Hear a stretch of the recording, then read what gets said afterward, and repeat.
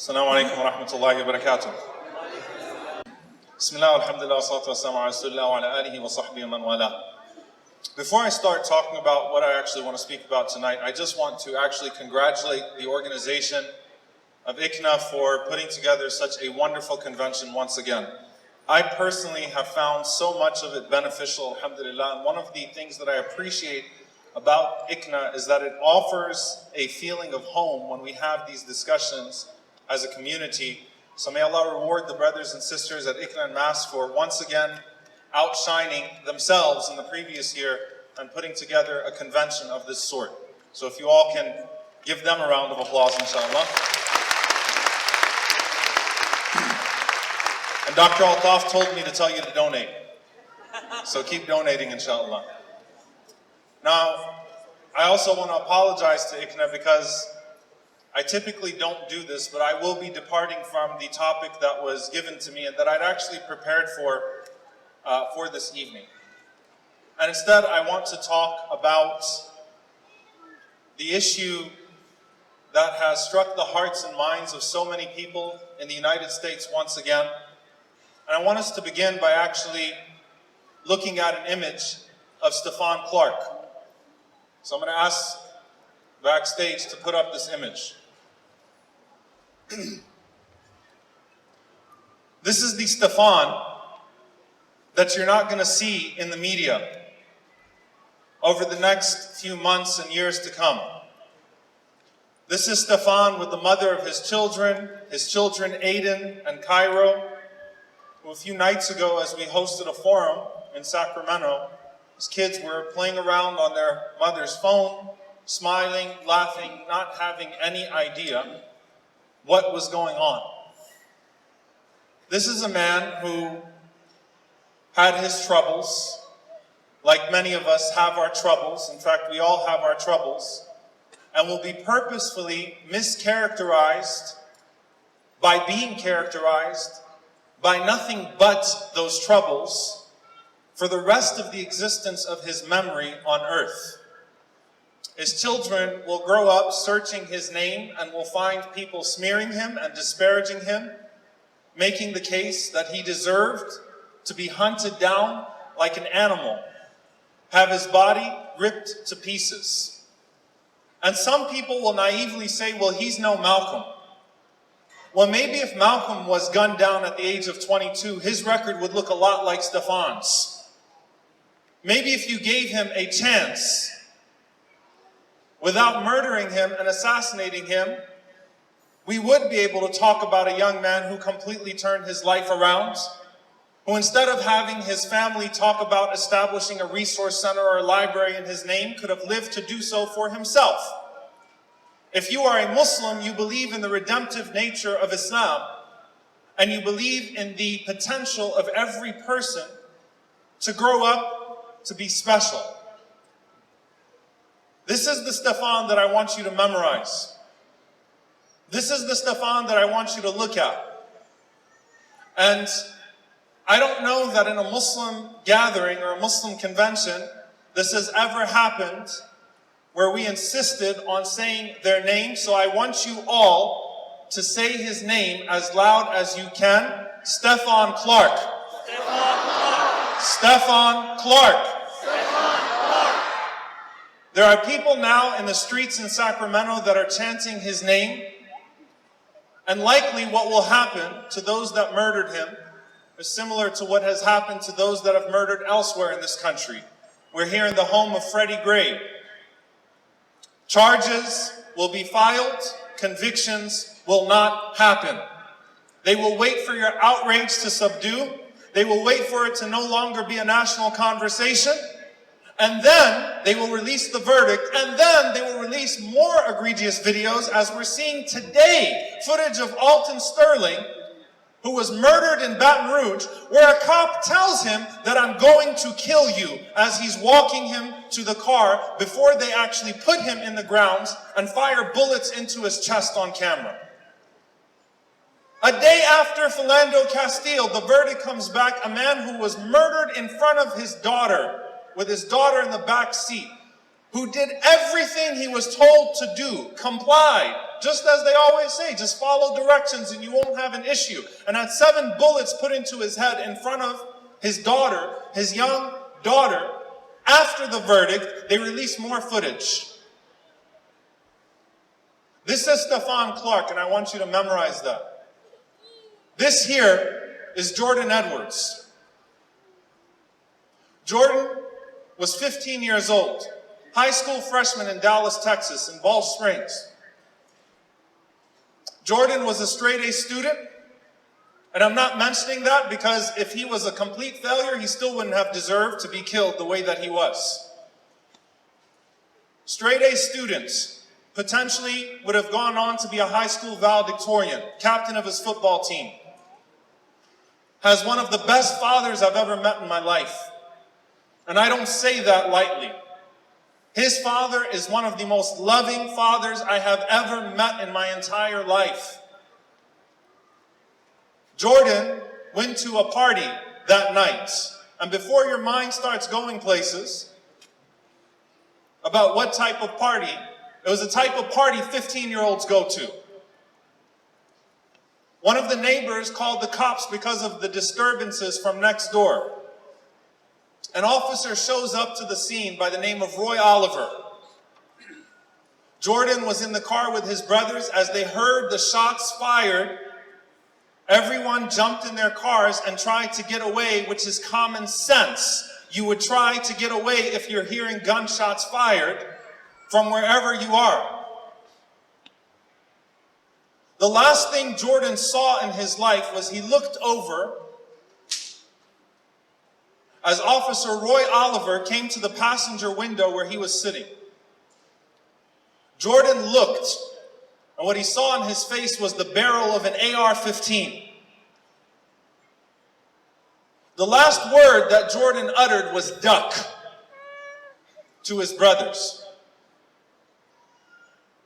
And Officer Roy Oliver began to unload a long rifle, this Iraqi military veteran, into the head of a 15-year-old boy. His brothers literally saw his brains blown out. They still talk about seeing the smoke coming out of their brother's head. Not only that, they were taken into custody and questioned all night and interrogated as if they had done something wrong. The first report, the officer said that the car was backing up violently. Then when the body cam footage showed otherwise, the police chief said, "I misspoke. The car actually wasn't moving violently at all." They then started to cast this image of Jordan that maybe he was this thug, maybe he was drinking, maybe he was being abrasive and aggressive. The autopsy showed no alcohol in his body. He did absolutely nothing wrong but being a 15-year-old black boy in this racist country. It's been 1 year. Roy Oliver walks free. The trial starts this summer. I want you to say his name as loud as you can. Jordan Edwards. Jordan Edwards. The first time I met his father and hugged him, Odell said to me, "I did everything I was supposed to do." What did I do to have to bury my 15-year-old son? Played sports with him, tutored him after school, spent time with him every day. His other sons can't sleep at night with the lights off anymore. Grown teenagers. What was I supposed to do? The last person I'm going to discuss tonight, because some of these images have become somewhat prominent, though for some reason, Jordan's name and image is not what it should be in the country today. And I want you to remember him as the trial starts to unfold this summer. The last person I want to speak about is a sister by the name of Jameela Arshad. Dr. Jameela Arshad actually has a history here in DC. She's a revert to Islam in her adult life. Before she was a Muslim, she went to high school in New York. She finished her pre-med here at George Washington University. She actually interned at Franklin Square Hospital for internal medicine. Became one of the most respected neurologists in New Orleans, Louisiana. This is a woman that you probably have never heard about, and if you search her name online, you will get very little. In 2005, Dr. Jameela's son, Nadeem, had just got accepted into Georgetown University. Jameela is a member of my community. Lived in a very nice neighborhood, practiced at one of the best hospitals, and I want you to think about how noble this woman was. She was driving home from work at night, and she saw a young boy that was riding his bike get hit by a car. So she stopped her car to help that young boy who was dying in front of her. As she got out of her car and started to resuscitate the boy and to try to help that boy, a man walked by and told her, "Who are you and what are you doing?" She said, "I'm a doctor. This is my space. Please let me work on this boy. Basically, I'm trying to save this boy's life right now." That man called the cops. And he told the police that there is a black woman, I quote, "a black woman who is tending to this boy, and she claims she's a doctor, but I don't believe her." Officer Gerald Miller shows up to the scene, along with other officers. Without actually taking the time to analyze her credentials or get a hold of the situation, picks her up, a 51-year-old woman, and slams her to the pavement.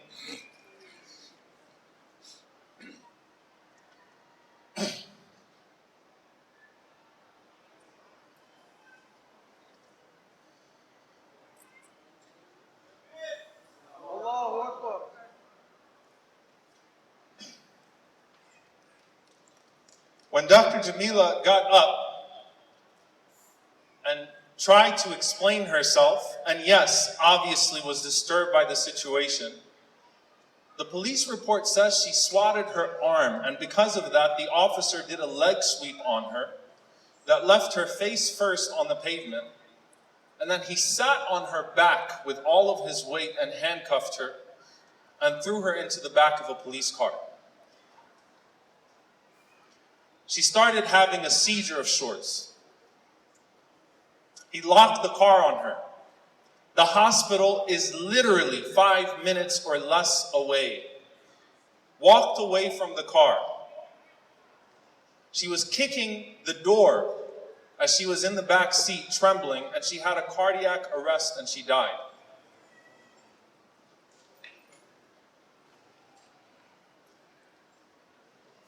After some time passed, another man walked by and saw Dr. Jameela in the car and reported that he saw the foam out of her mouth. So when he informed the other officers, you know what he said? He said, "I don't have the keys to the car. Let me call my partner." It took him 10 minutes to get the keys to the police car, to open the door, and to find Dr. Jameela dead. She is the textbook definition of a martyr, of a shahida. We ask Allah that He grants her that status. Amen. She died because she was a black woman in America trying to help a child that was hit by a car. Had she decided that it was late at night and it wasn't worth it, and she could have just went home to her beautiful home and been with her family, none of that would have happened. But she was too noble of a woman to see that happen and not do anything.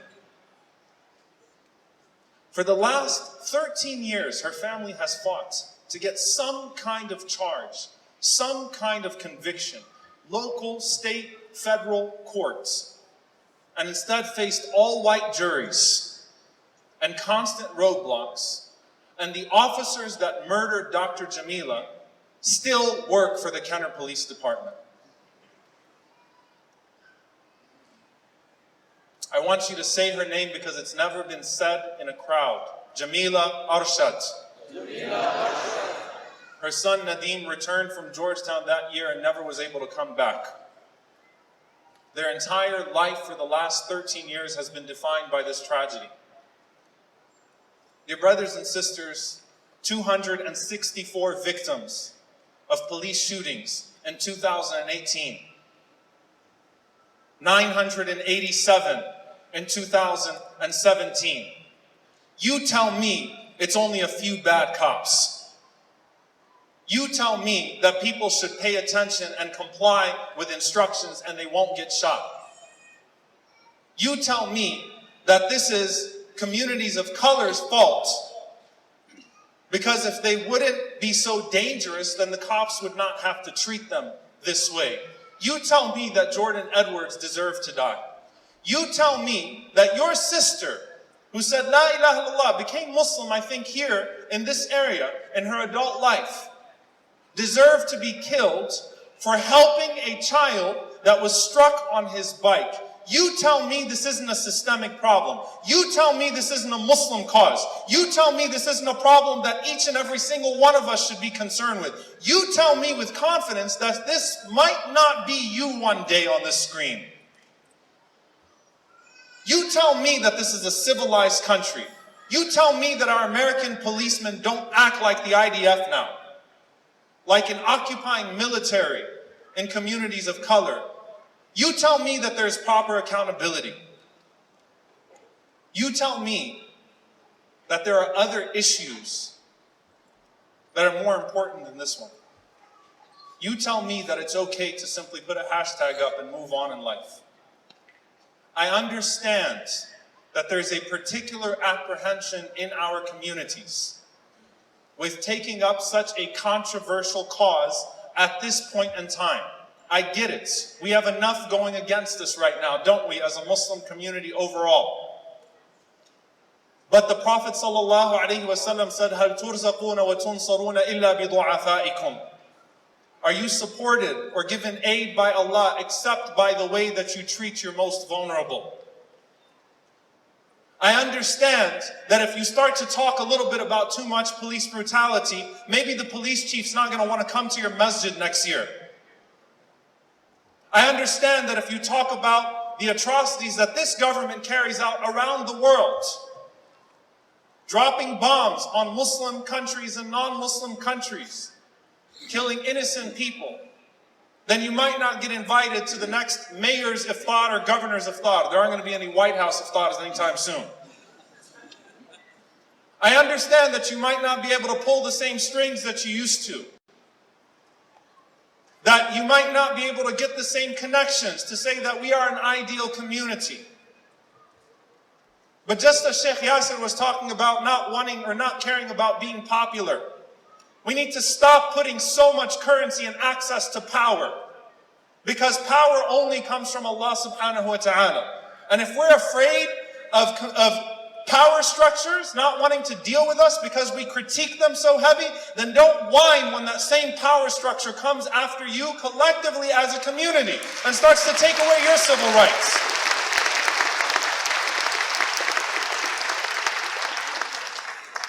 This is our issue.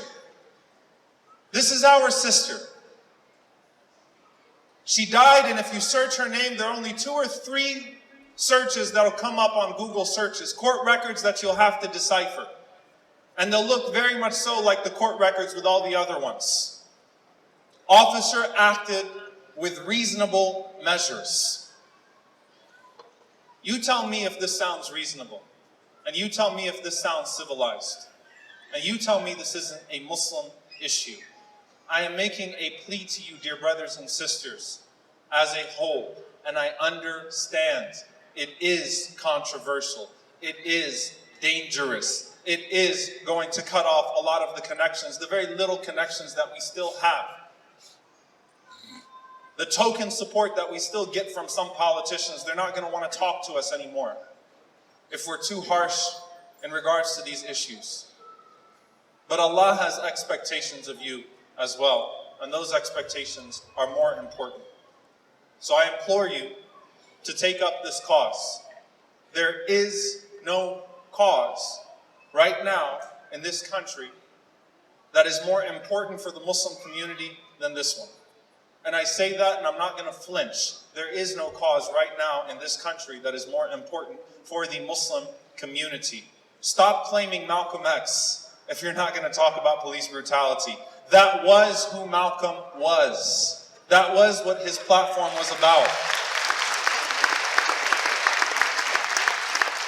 May Allah give us the ability to speak up for our brothers and sisters and to actually enact change for them. May Allah grant our sister Jameela Shahada. May Allah subhanahu wa ta'ala, as she stopped to help someone on the side of the road, a child, may Allah subhanahu wa ta'ala allow her to enter Jannah without any hardship, without any accountability. May Allah use us in support of the victims, whoever they may be. May Allah subhanahu wa ta'ala protect us and our families. May Allah better this country through us. Allow us to correct the affairs of this country and rectify this country. May Allah forgive us when we find our tongues tied out of fear of other than Him. And may Allah subhanahu wa ta'ala have mercy on our brother Stephon and forgive him for his sins because of the brutal way in which he was mutilated. May Allah comfort those who He left behind and those that are left behind from all of these victims. Allow Aiden and Cairo to grow up supported, strong upon their deen, strong in their character, strong in their identity, dedicated to making sure that no one else suffers from the same fate of their father. Jazakumullahu khairan. Assalamu alaikum wa rahmatullahi wa barakatuh.